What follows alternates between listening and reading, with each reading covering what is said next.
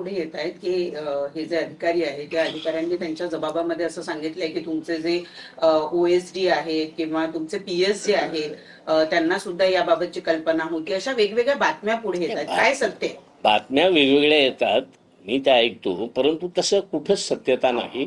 आणि राजू ढेरंगे यांनी सुद्धा असं कुठल्याही प्रकारचं सांगितलेलं नाही.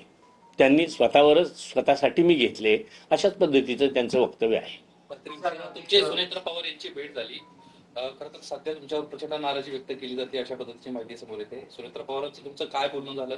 पक्षातून देखील एक नाराजीचा सूर आहे. नाही, नाराजी म्हणण्यापेक्षा झालाय तो प्रकार मला सुद्धा न ऐकण्यासारखा, न म्हणजे खपून घेण्यासारखा असा असल्यामुळे ते पक्षाचे प्रमुख आहेत.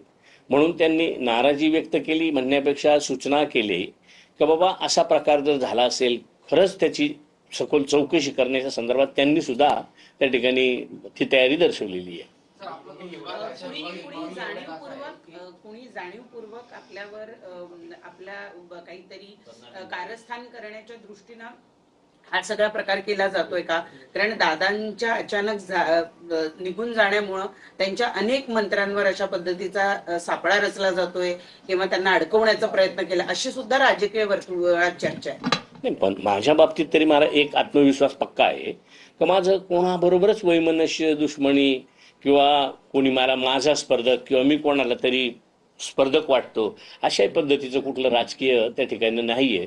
त्याच्यामुळं माझ्या बाबतीत मला आत्मविश्वास आहे की असं कोणी मुद्दाम होऊन बदनाम करतं असा प्रकार तरी नाही. मधल्या काळात एक चर्चा खूप मोठ्या प्रमाणामध्ये होती की मधल्या काळात एक प्रचंड प्रमाणामध्ये चर्चा होती की कुठेतरी नरहरी झिरवाळ यांचं मंत्रिपद काढायचं आणि जे इच्छुक आहेत त्यांच्याकडे द्यायचं, आणि ते इच्छुक यासाठी खूप प्रयत्न करतायत आणि ते इच्छुक पण दबाव आणण्याचा प्रयत्न करतायत, पक्षांतर्गत सुद्धा आणि पक्षाच्या बाहेर सुद्धा वरिष्ठ नेत्यांच्या साथी. पण मला तरी वाटतं का मुख्यमंत्री महोदय शेवटी हे अधिकार काढणं, दुसऱ्याला देणं हे मुख्यमंत्री महोदयांच्या कब्जेत असतं किंवा अधिकारात असतं. आणि मुख्यमंत्री महोदयांनी आत्तापर्यंत माझं कामकाज बघितले, त्याच्यावर कुठल्याही प्रकारची त्यांच्या मनात तरी किंतु परंतु असण्याचं कधी जाणवलेलं नाही. त्याच्यामुळं तोही प्रकार होणार नाही. आणि माझ्या स्वपक्षातलं असं तरी मला वाटत नाही का बाबा कोणी माझं मंत्रिपद काढून आणि कोणाला तरी हवं याच्यासाठी माझी बदनामी करतील असं मला अजिबात वाटत नाही.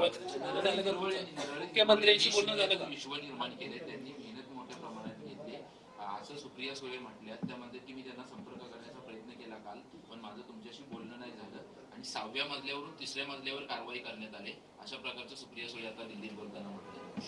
नाही, तसं ताई म्हणल्या असतील त्यांचं. मी तसं आम्ही एकत्र पक्षात काम केलंय किंवा इतर पक्ष जरी असतील तरी एकत्र काम करताना 2004 सालापासून शिवसेना असेल, भाजप असेल किंवा राष्ट्रवादी असेल, काँग्रेस असेल, ह्या सगळ्यांनी मिळून आम्ही एकत्र काम केलंय. ते कामकाज करताना त्यांनी प्रत्येकाने माझा अनुभव किंवा मला पाहिलंय. त्याच्यामुळं सगळ्यांना माहीत आहे की बाबा मी चुकीचं करणार नाही. म्हणून सगळेच जण, आणि म्हणूनच मी म्हणतो का मला असं कोणीच मुद्दाम होऊन काहीतरी बदनाम करायचं म्हणून करेल असं माझा तरी संशय नाही. मुख्यमंत्र्यांचं तुमचं बोलणं झालं का?